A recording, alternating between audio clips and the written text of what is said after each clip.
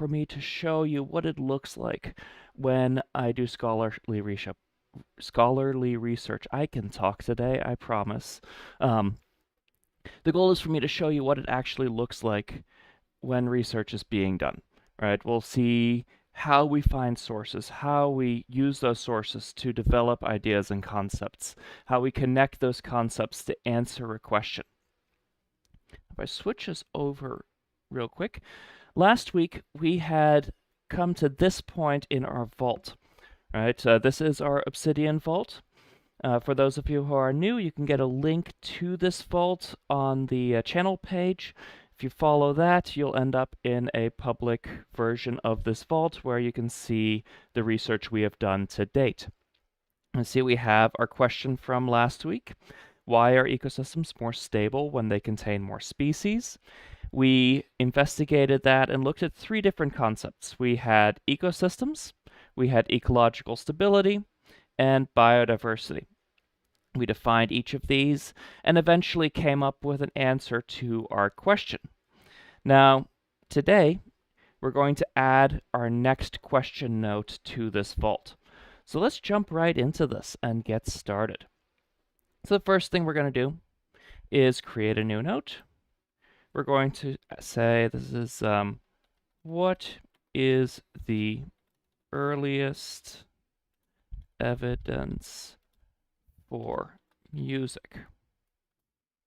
And we're going to make this a question note. There we go.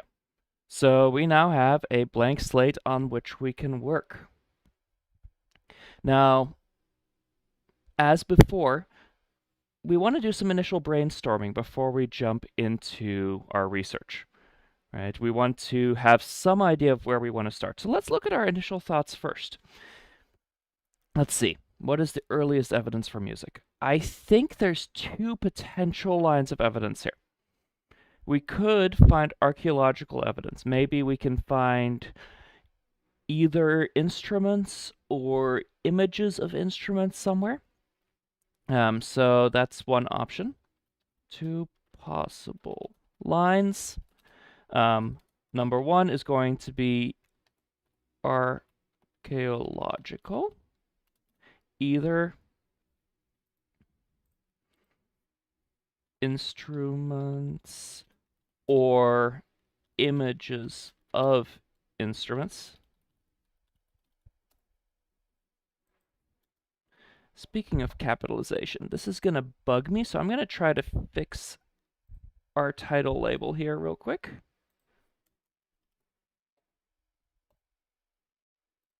There we go.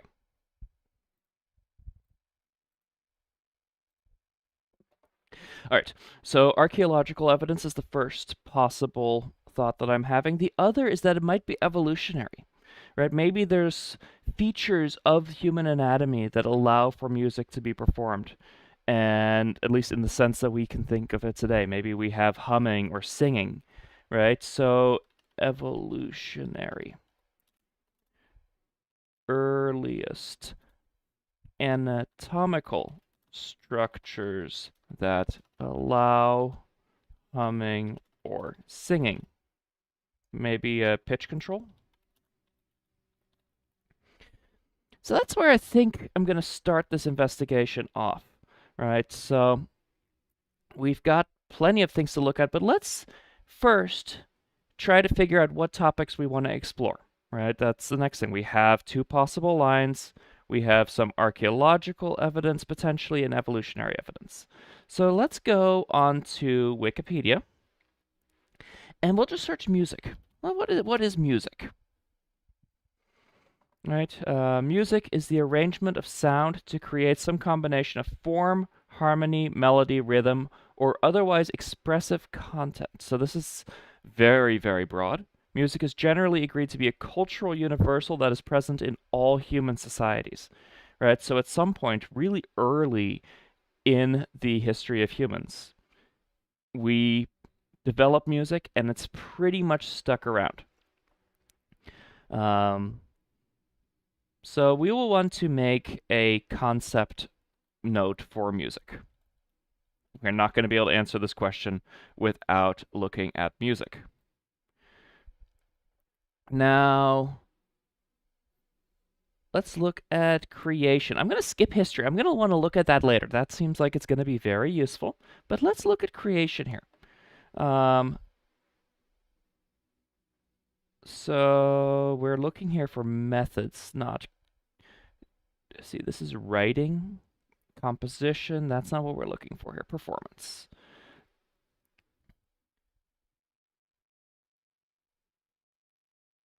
So we should probably have musical instrument and voice or singing. Let's do singing.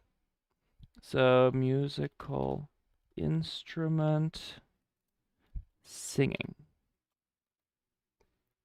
All right, as different styles.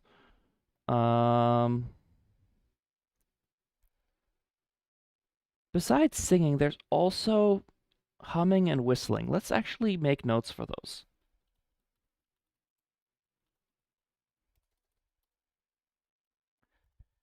Because I'm imagining if we don't have archaeological evidence and we're looking for evolutionary evidence, what are the ways that humans make music with their bodies? Right? There's clapping, but we've had hands that can clap since well before humans evolved. Whether we actually could clap is another question. But I'm imagining that when I think of music, I'm thinking of singing, humming, or whistling. So let's see when those structures evolved. So these are going to be our topics. We'll go ahead and make links to them.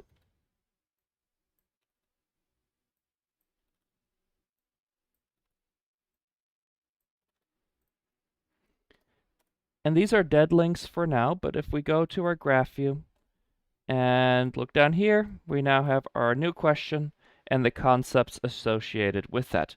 None of this is connected to the research we did last week, because last week we looked at biodiversity and ecosystem stability, and none of this relates to biodiversity and ecosystem stability.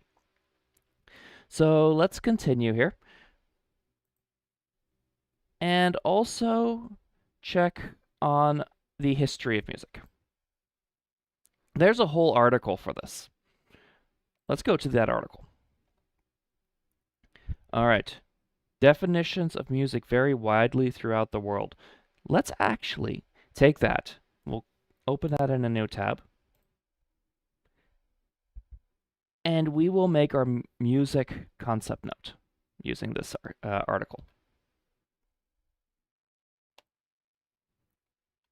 So this is going to be a concept. We have a Wikipedia article here. We're actually going to link to this one as well as the other one.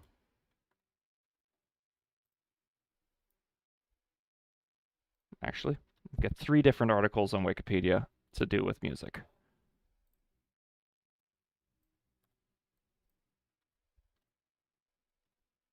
All right. And just for clarity here, we're going to put this on its own new line as well. And just for completeness, let's get a Wiktionary definition for music as well.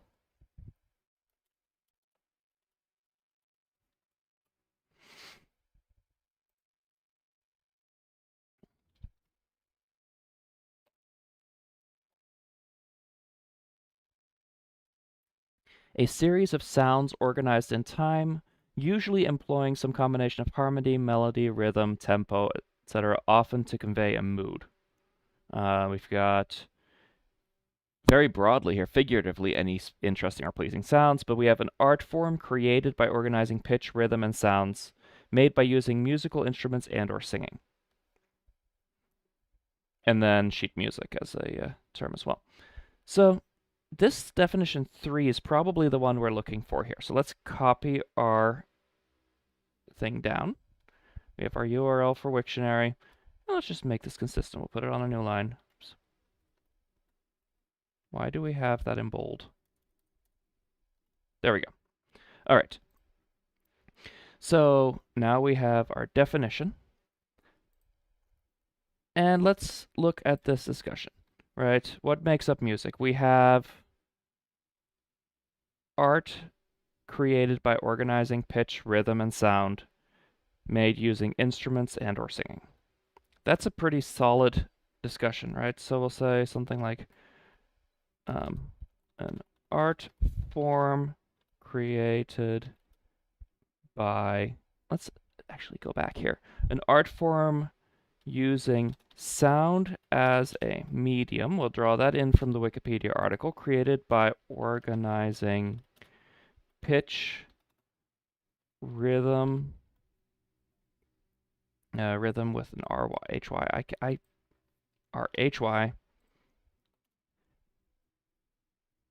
pitch, rhythm, and sounds.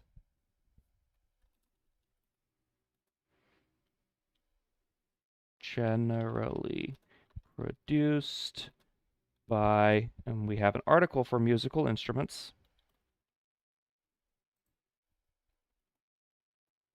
Musical instruments, because we want this plural here.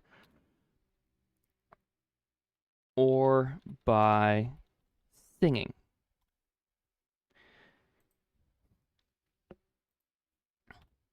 That is a solid definition we can work with. Let's see what we can find here on the definition of music, because apparently there's lots of different definitions. Music versus noise.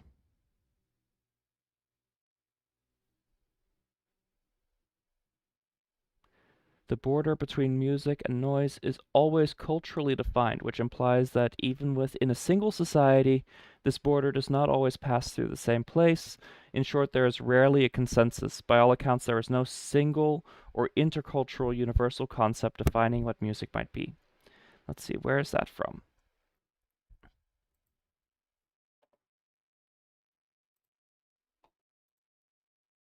This is a book, I think. Let's see if we can find this. Go to Google Scholar, paste our citation in. Yeah, that's a book, so we may have to get a copy of this.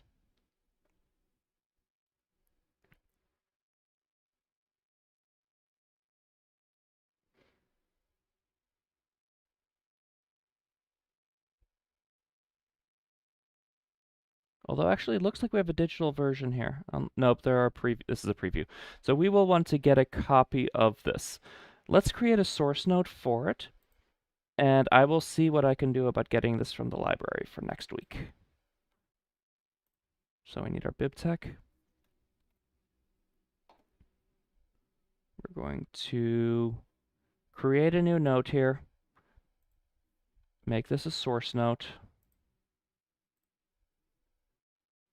We're going to copy in the BibTeX. That's not working. Why is that not working? Because I copied the wrong thing. That's the citation. There we go. And we want this as our title. All right. So we want this book because it defines the cultural difference between music. I'll link this. Music and noise. So we'll get a hold of this book and see what we can find that definition more clearly. In the meantime, we may be able to see if that section is in the free preview. So we can search here for noise. Page 48. Here we go. We actually have access to this. So let's see. I can't copy and paste this necessarily. My own position can be summarized in the following terms. Just as music is whatever people choose to recognize as such, noise is whatever is recognized as disturbing, unpleasant, or both. The border between music and noise is always culturally defined, which implies that even within a single society, this border does not always pass through the same place. In short, there is rarely a consensus. So the key thing here is that what qualifies as music is culturally defined. It doesn't always mean the same thing. That's probably our main takeaway here. So let's say the definition of music as opposed to noise is culturally defined and as such can fall in different places for different people. The yeah. So let's now tie this back in. We have music as a note, and we'll say there is a significant cultural component to the definition of music. And we will add a footnote that ties to Natia's 1990. And now at the bottom we have our footnote. All right. Let's see if we can find a scholarly article on the definition of music. We'll go back to Google Scholar, remove this citation, and we'll just Google definition of music.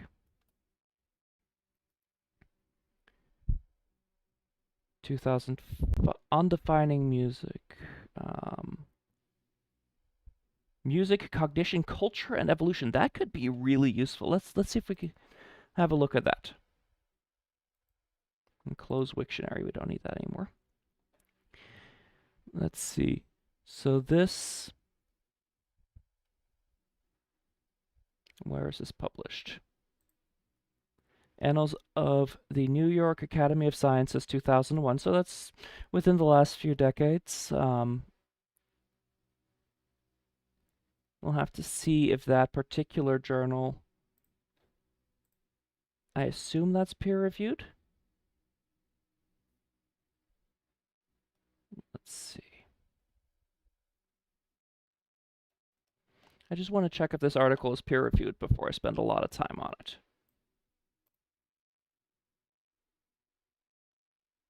Nope, that's not.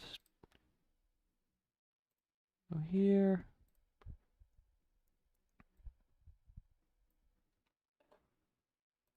Let me just Google that journal.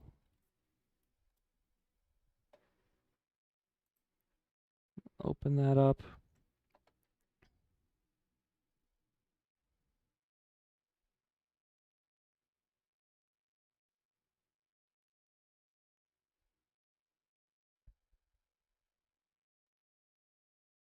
I don't see anything here.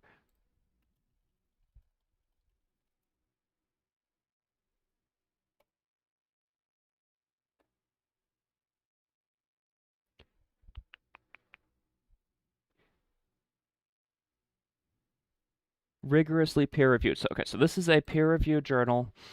So let's jump into this. All right, so here's our paper.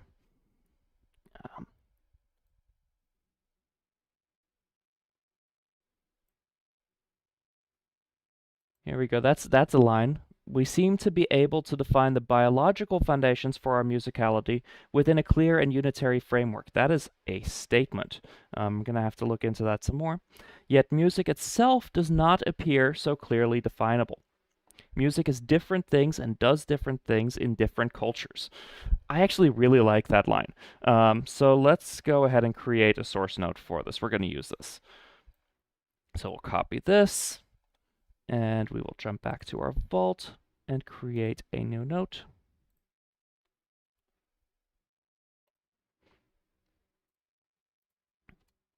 So I kind of want that quote.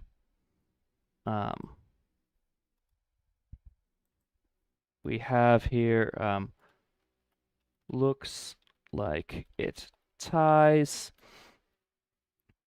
history and definition of music to evolution. We'll say human evolution here, just to be clear.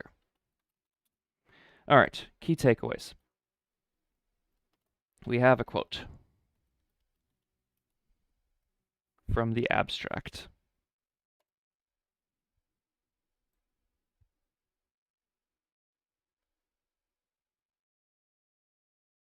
I'm going to take this whole section here because I think all of this is relevant. It's saying the elements and functions that are music for any given culture may overlap minimally with those of another culture, even for those cultures where music constitutes a discrete and identifiable category of human activity in its own right. So even if multiple cultures have have a word that they define as music, a thing that they define as music, they may absolutely not agree on what falls under that definition. So we're going to put this here, clean that up.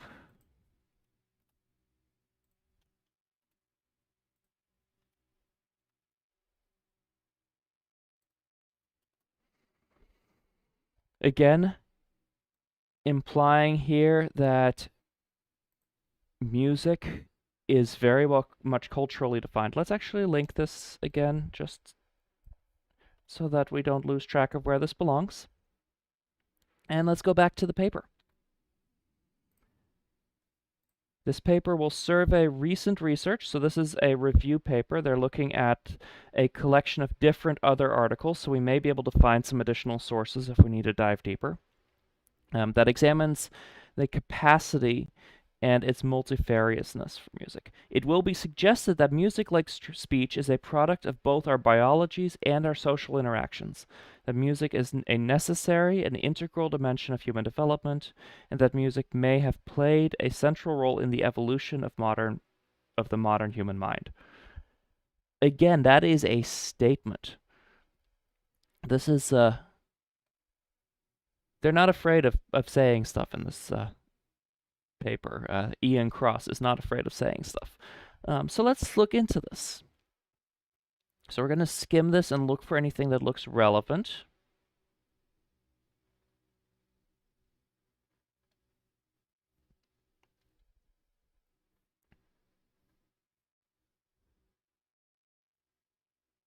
We've got a bunch of background information here. We've got differences in perception between different cultures.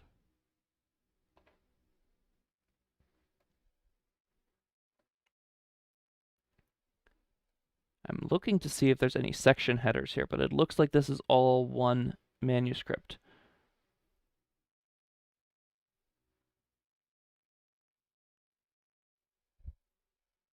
Okay, we got something about 3 views.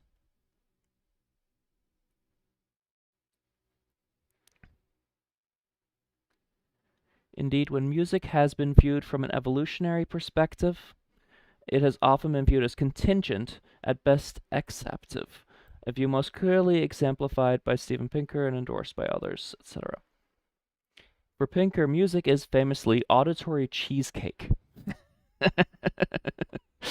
While music, in his view, is bound to the domains of language, auditory scene analysis, habitat selection, emotion, and motor control, it does no more than exploit the capacities that have been evolved to subserve each of these areas.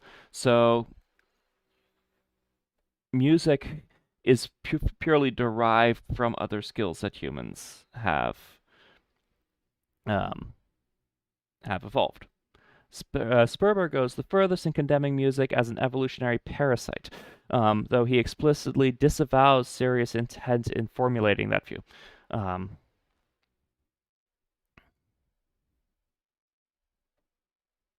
right. So that's one view. Let's take a note of this. So one option here, and I'm guessing that I scrolled past the other 2 theories, is that let's see, theories on evolution.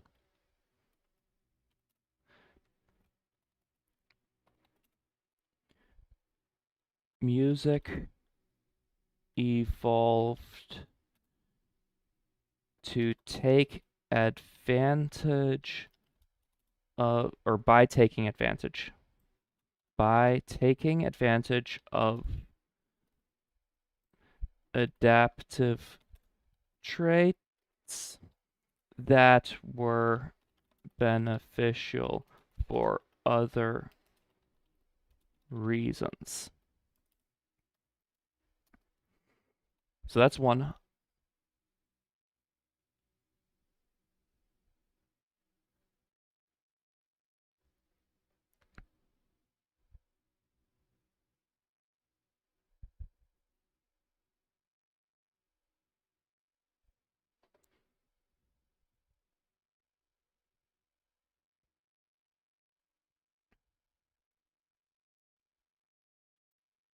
So yeah, these three views. We found the last one. Let's go back a bit. Reading the paper backwards sometimes works, sometimes it gets you very confused. But I'm already confused, so that should be okay. There have been some suggestions that musicality might constitute one of these native domains. What does that mean? There's an increasing amount of evidence that musicality is in our birthright. The capacity for music is an integral component of the infant mind. However, the notion of music as innate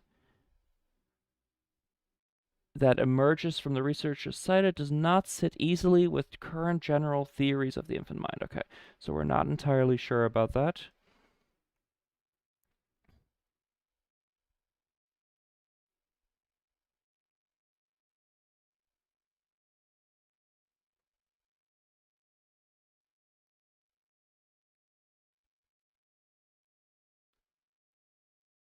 I don't know. We'll come back to that.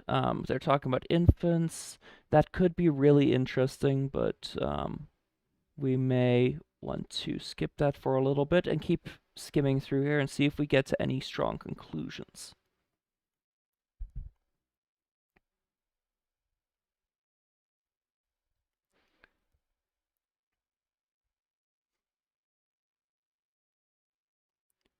All right, so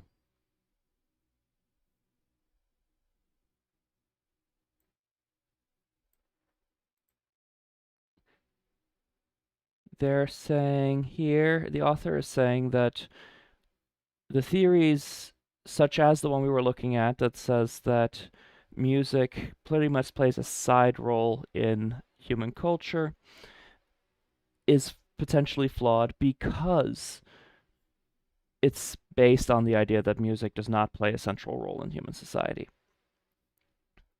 Let's see, despite lip service paid to the notion that music might take other forms in other cultures, music appears in these theories largely as disembodied sound toward individual hedonism, a notion quite untenable before the advent of recording technology. Indeed, over the last 100 years, recording technology, together with reification of intellectual property and globalization of its law, has sanctioned the subsummation of music into the capitalist economy. So the view that we're looking at here is very Western and very recent. That culture-specific music is scarcely representative of the complex and embodied set of activities and interpretations evident in most non-Western musics. To put it another way, and just to break my brain a little bit further here, what music is for some at present is not what music is for others, was for our predecessors, or could be for our children. All right, so we're going to take this here. That's a line that we were going to copy. And we're going to leave this. We might actually come back to this as we find more complete theories on evolution of music. But we're going to add another quote here.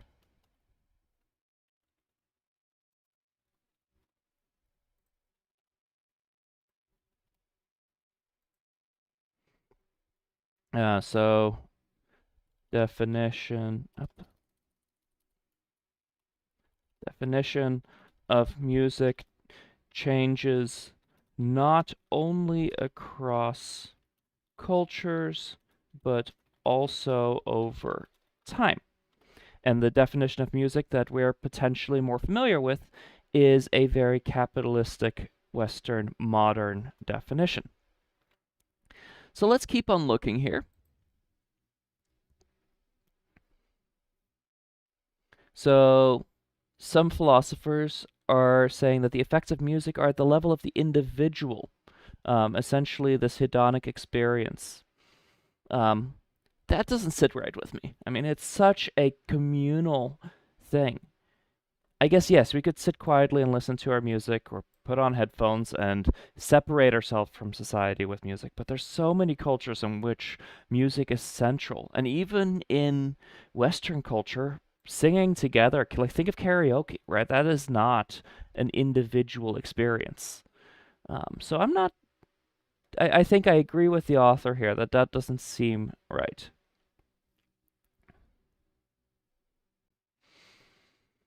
Um, Someone here notes that current evolutionary theory suggests that natural selection operates not only within groups but also between them.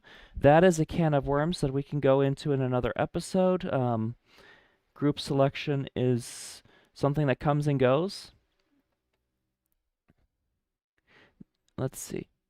He follows McNeill's notion of muscular bonding in proposing the communal experience of affect elicited by moving together rhythmically in music and dance could have enhanced cooperative survival strategies for early humans, for example, in hunting or intergroup conflict. So there's a theory. So communal experience of synchronizing rhythms may benefit cooperation. Let's put that in here.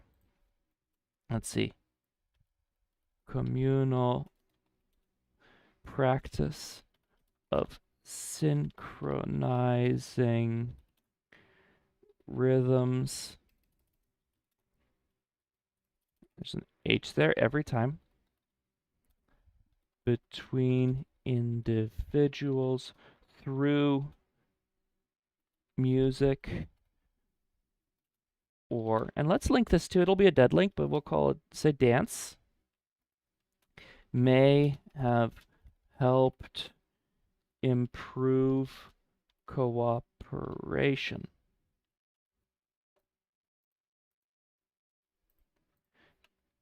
In early cultures.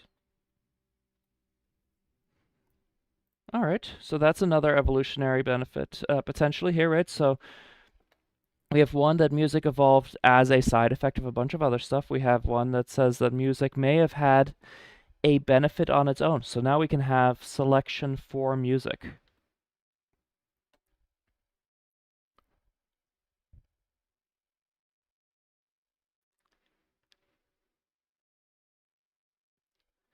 And here Brown adduces the notion of music as reinforcing the suite of traits that favor the formation of coalitions, promote cooperative behaviors towards group members, and create the potential for hostility towards those outside the group. So if someone sings different music, maybe we can separate us versus them using a system of music. If people know your songs, your group songs, they're part of your group. If people don't know your group songs or don't share time in the same way, then maybe we can experience them as other. So group identification and cohesion as an evolutionary benefit. Group identification and cohesion. All right.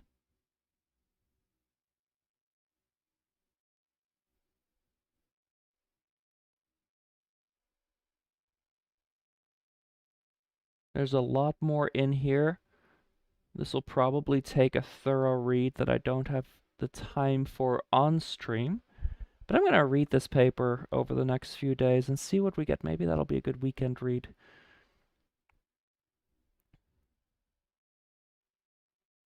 Let's see. Musics are cultural particularizations of human capacity to form multiply intentional representations. Okay, that's a lot of big words. Through integrating information across different functional domains of temporally extended or sequenced human experience and behavior, generally expressed in sound.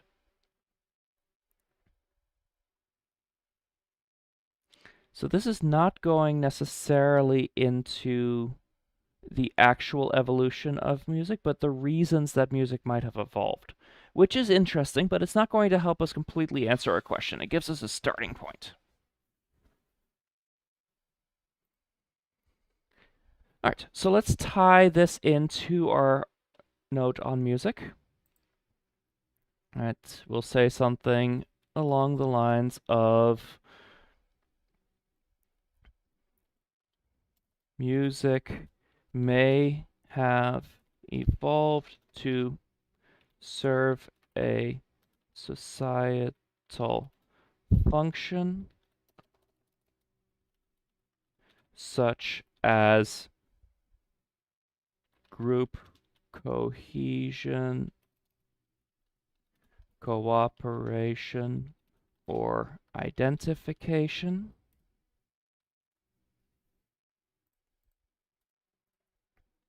Or it might be a side effect of other evolved traits. Let's say musicality here. Okay, and we'll add again our footnote. It's a new footnote. This is going to be, well, we didn't title that note. Okay, this is going to be cross 2001 music.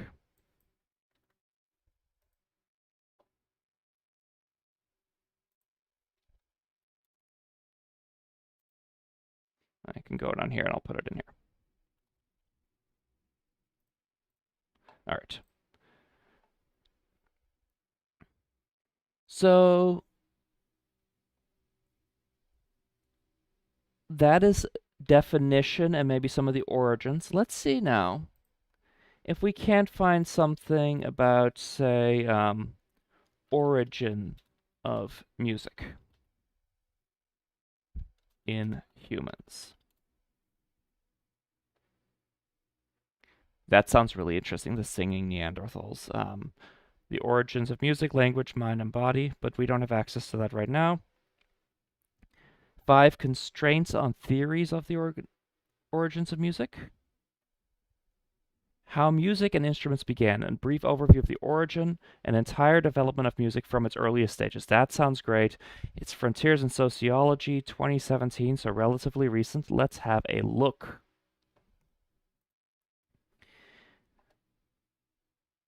We discuss the stages of hominid anatomy that permit music to be perceived and created, with the likelihood that both Neanderthals and modern humans are capable. Okay.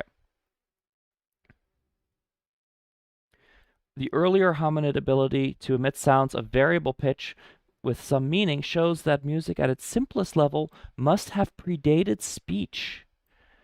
That is cool. Let's get this source set up, and we will look and see if we can get that quote copied in.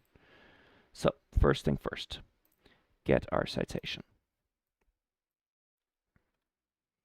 And we will create a new note. It's going to be a source note.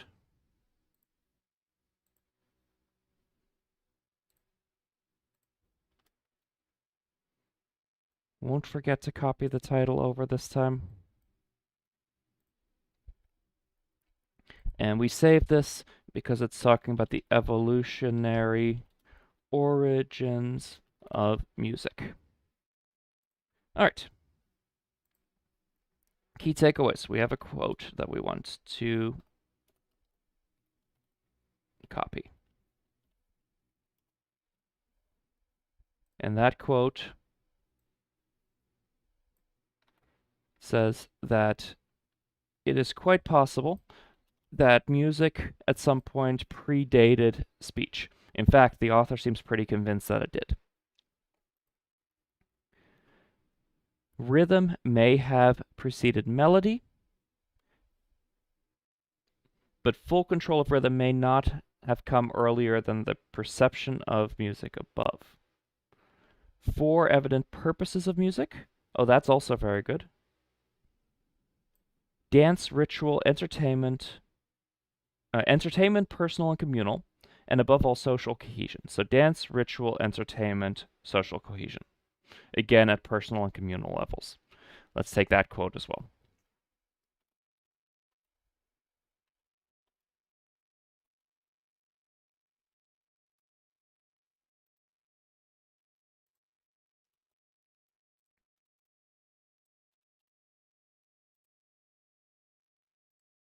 And we had a comment earlier saying that rhythm may have preceded melody.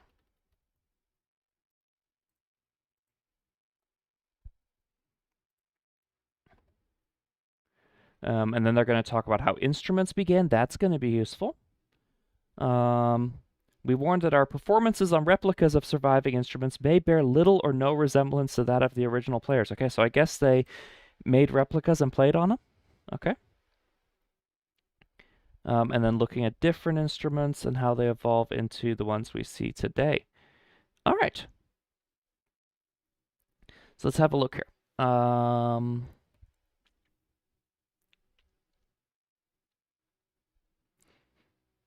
Again, the idea of music is very personal.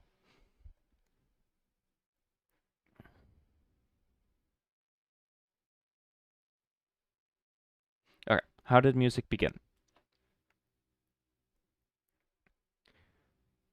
Almost any animal can produce sounds that vary in pitch, so we're looking at human music for this question.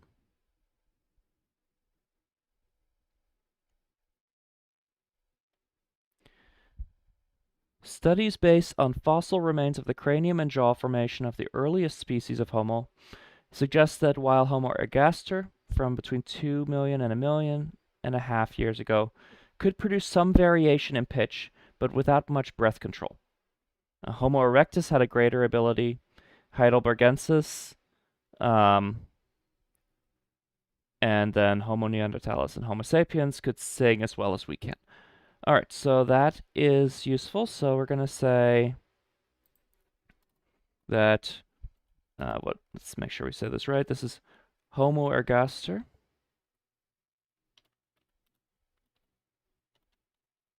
Is that with an O? No, with an E. Could likely vary pitch, but without breath control based on fossil anatomy. And we should probably italicize this because it's a scientific name, and by convention we italicize scientific names. We'll say Homo erectus likely had better control, and later species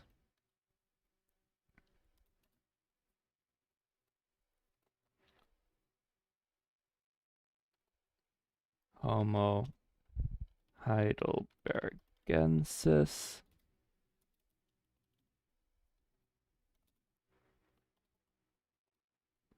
Homo neanderthalensis and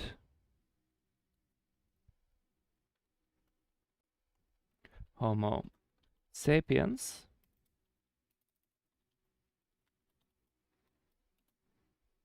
could sing as well as we do today. All right, so that means that we're probably looking at somewhere around that Homo erectus period, right? So of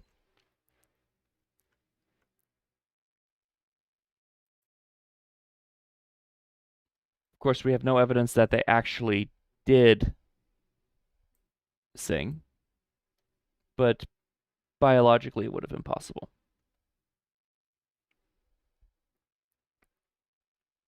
Let's see.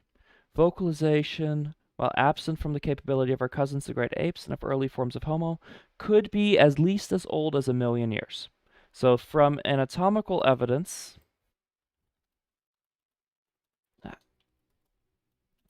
evidence places the possible origin of vocalization at about 1 million years ago. All right, so that's when the body had the proper traits to be able to sing, but of course we have no evidence again that they were using their anatomy in that way.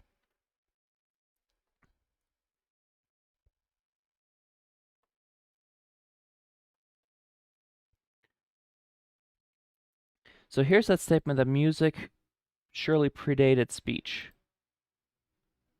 The ability to perform or produce something melodic, a murmuration of sound, something between humming and crooning to a baby, must have long preceded the ability to form consonants and vowels that are essential constituents of speech. So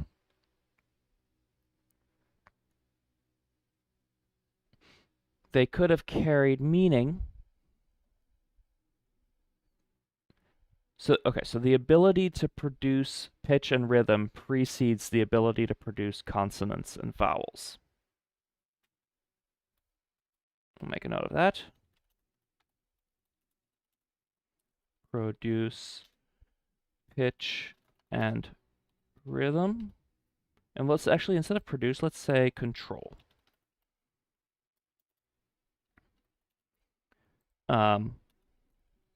Predates the ability to produce consonants and vowels, and so music likely predated speech.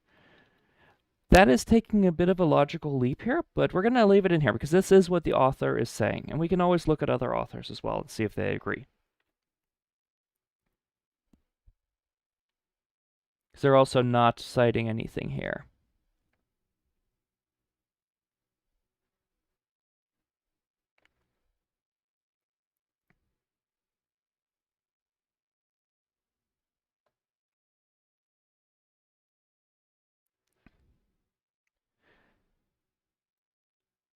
Okay, so here's another thing, right? So there are evidence for great apes producing rhythm, but their capacity to keep that rhythm steady is limited.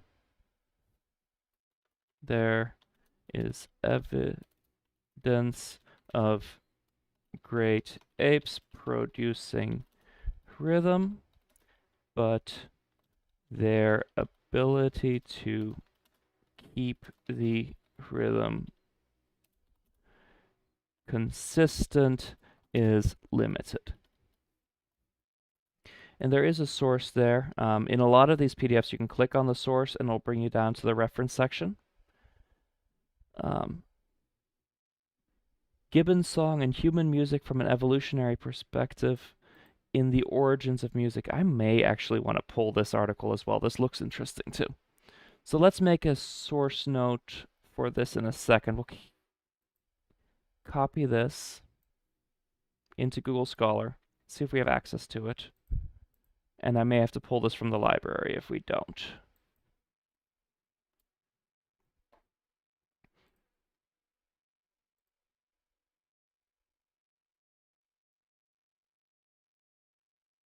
We have a digital version of the book. Printable PDF of the paper can be found up. That's not a link. Oh, there's 7 versions, so let's see what we got here. That's the only one that has access. Okay, so I'm going to interlibrary loan this, and we'll get a copy of it to look at. So I'm going to quickly grab this citation. We're going to create a new note here. Let me close out a few of these tabs.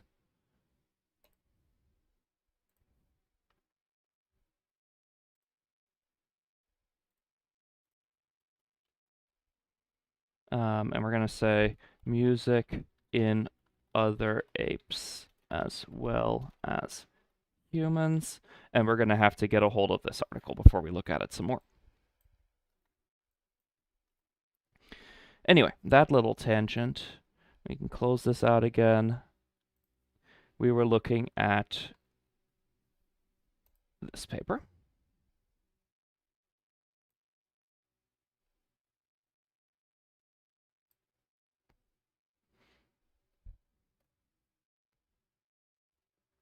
All right.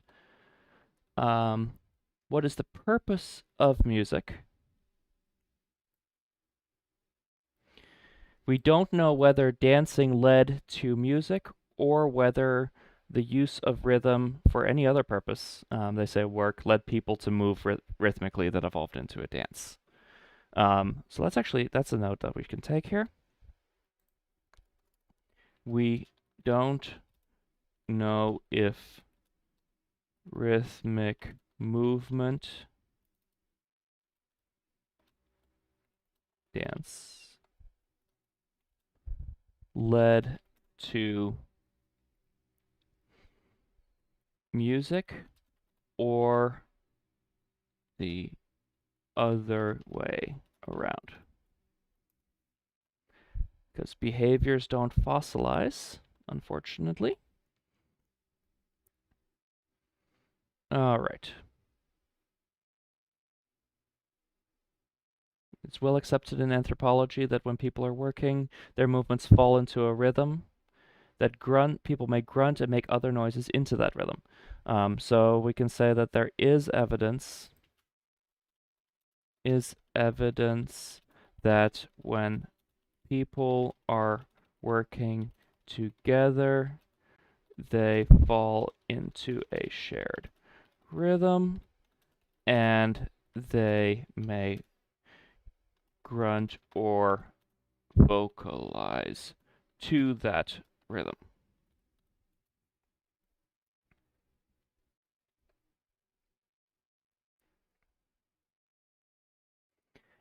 And it seems here that any rhythmic sound could be music, even if it's not melodic.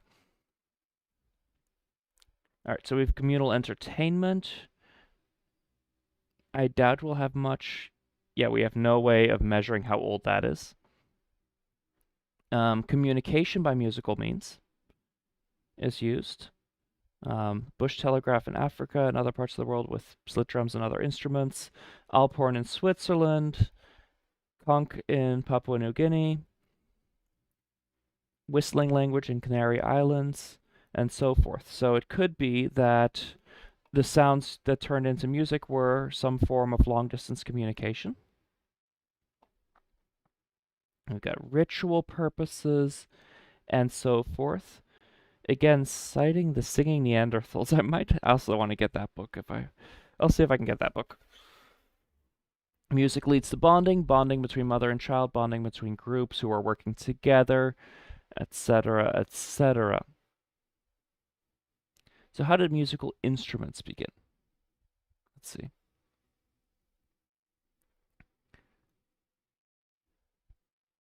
So they're claiming that vegetable material is probably predating more solid instruments, right? So grasses, reeds, and wood preceded bones. Is that true?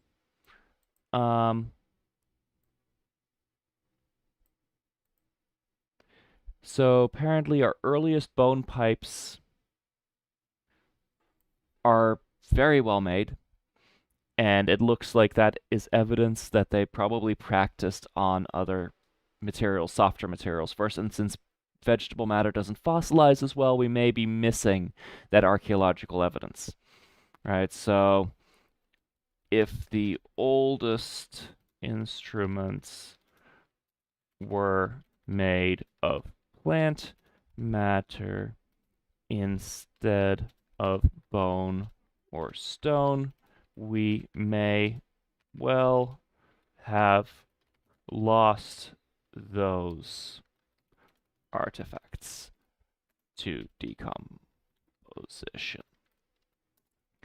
However, let's see. The oldest examples of flutes are made from swan, vulture bones, ivory, between 43 and 39,000 years ago. And they have finger holes on them. So they have some ability to create different pitches with the same whistle. these are the oldest end-blown flutes. These are not necessarily the oldest instruments, right? So the oldest end-blown flutes of bone of bone and ivory date between, what was it, 43,000 and 39,000 years ago. And we're going to say they were already well developed, so earlier musical instruments must have existed. Because the technology doesn't just pop up out of nowhere. If we find very well-developed flutes, that means there were probably less well-developed ones before them that we just haven't found, or maybe that didn't survive the enormous amount of time that's passed. Let's see, how did musical instruments begin? First, a warning, with archaeological material, we have what has been found. We do not have what has not been found. Again, beautiful line.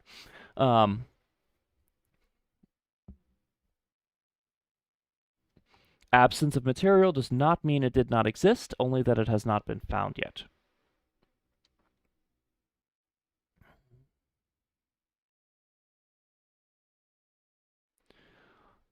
Also, we have much evidence of bone pipes simply because a piece of bone with a number of holes along its length is fairly obviously a probable musical instrument. Whereas, how can we tell whether some bone tubes without finger holes may have been held together as panpipes? So we can make a note saying that not all musical instruments are equally identifiable as such.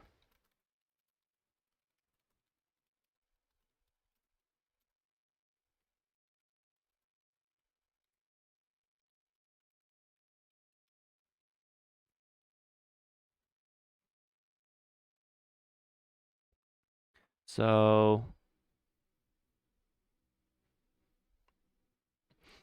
thinking that it's suggesting that possibly maybe the earliest pipes were people blowing on reeds, and realizing that different length reeds make different sounds. Maybe hunting lures were the first instruments.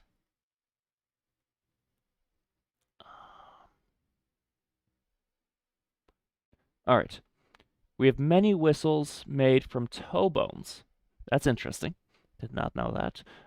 Two of them come from the Middle Paleolithic 50,000 years ago. Mostly reindeer bones. So two of the oldest whistles date back 50,000 years, made from reindeer toe bones. Why toes? Why toes?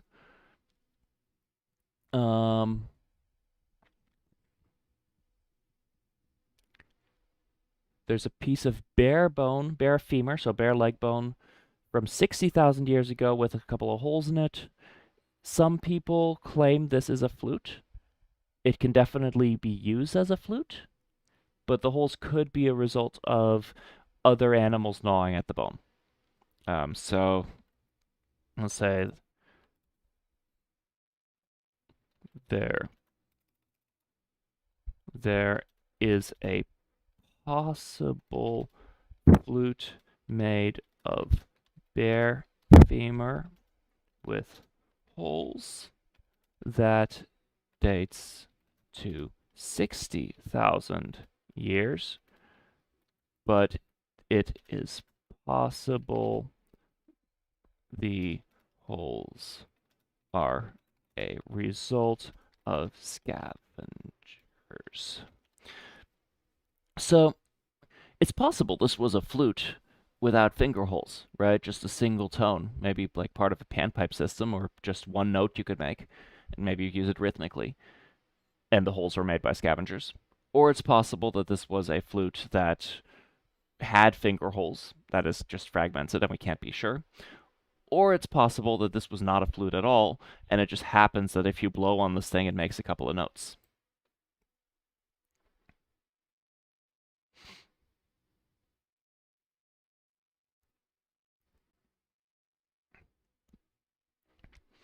It sounds like this is still actively being debated, or at least at the time of publication.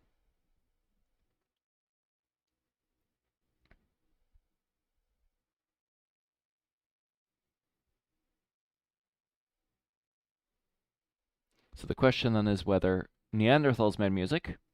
Um,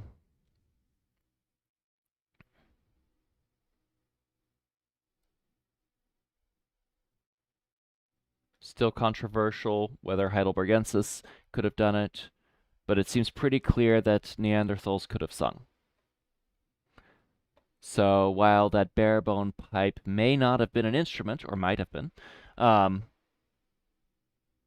others may yet be found that were instruments. So there might be sites where we just don't know. We just haven't dug them up yet. So there might be instruments we haven't found.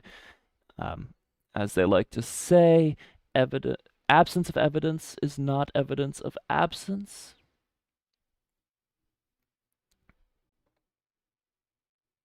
Then they go into Neanderthal burials and showing that they had complex ritual lives, etc., etc.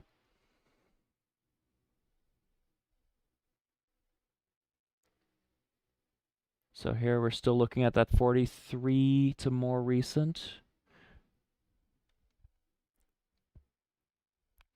So these are pipes, probably because they are well preserved. Other instruments, there we go. The earliest, there's a conch trumpet 20,000 years old in France. Let's make a note of that. That's a different type of instrument, right? Different mechanics. So, conch trumpet dating to 20,000 years, found in France.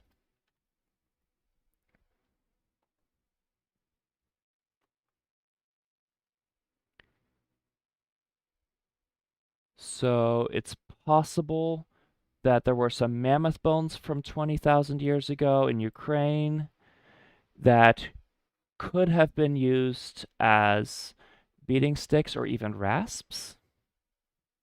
So some were scraped and some were struck. So this could be the first evidence of an orchestra. Interesting. So let's make a note of that. A set of mammoth bones.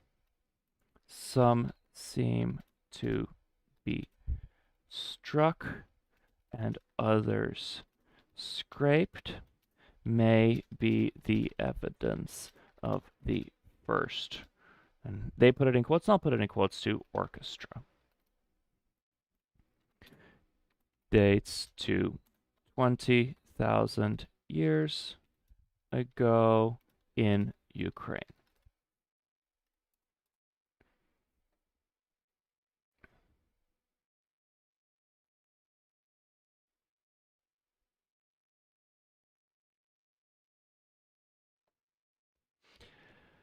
So we got ocarinas or vessel flutes that people have used today. But there's no animal bones of that shape. So we can't have any evidence really of flutes before then because they would have come into,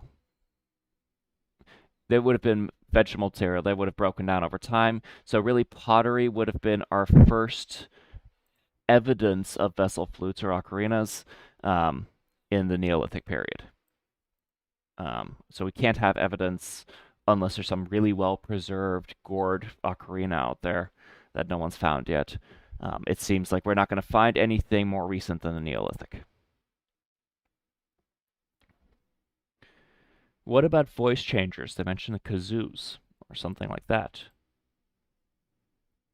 Stringed instruments probably originated in the Mesolithic and certainly by the Neolithic, because we can start seeing archers' bows and musical bows at the same time. So let's say stringed instruments may have been invented in the Mesolithic.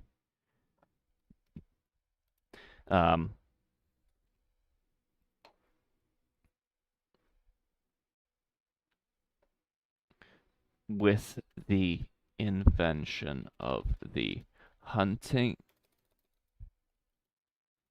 bow.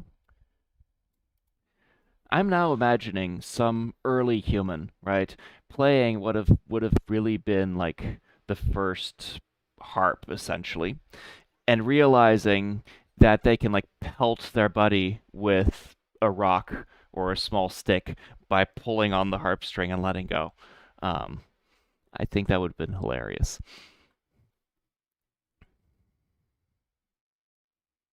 Or an animal trap. Okay.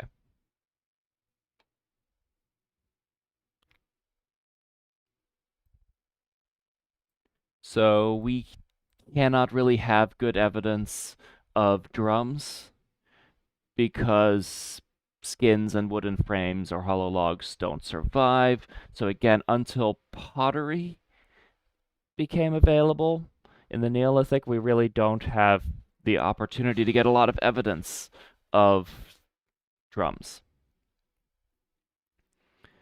So bows don't survive, but because we have arrowheads, we know bows existed. If archers' bows existed, it's likely musical bows existed as well.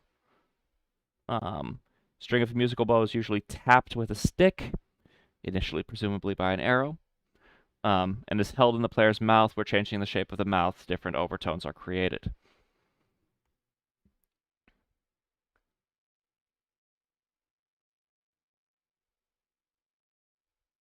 So basically the answer we're getting here is that if an instrument wasn't made out of bone, we're not going to find evidence of it. Which means that most of the evidence for the development of musical instruments would come from the Neolithic when we have access to pottery. We do have bone flutes that are much older than that, and those are already well developed. So if they are well developed when they're made out of bone, it suggests that there were probably other flutes made out of softer materials like reeds or wood that just haven't survived. So we're going to look into this some more. We are running out of time for tonight. But we're going to continue with this next week. I'm going to try to find those sources and get my hands on them before then. Hopefully we can get them in quickly. And we'll continue to work on this as we move forward. Let me see what has happened to our graph mode. Probably not too much. Oh, there's our new graph. So we have our question here, right? What is the earliest evidence for music? We now have a couple of concepts that we still need to look into, right? What qualifies as a musical instrument? What is singing really? Etc., etc. We've made a nice concept note for music that we're developing. We found some good sources there. We've got a few other sources that we're going to pull in over the next week. And then we will continue fleshing out this graph. Now notice that right now, these two sets of questions are not connected to each other. But we've already started talking about evolution. Evolution and biodiversity are not that far away from each other, right? So I wouldn't be surprised if we see a link forming here between music and biodiversity some point when we talk about evolution in the future. And that's how this graph is going to build up over time. I'm going to leave this up for a minute or two, and then I will see you next week.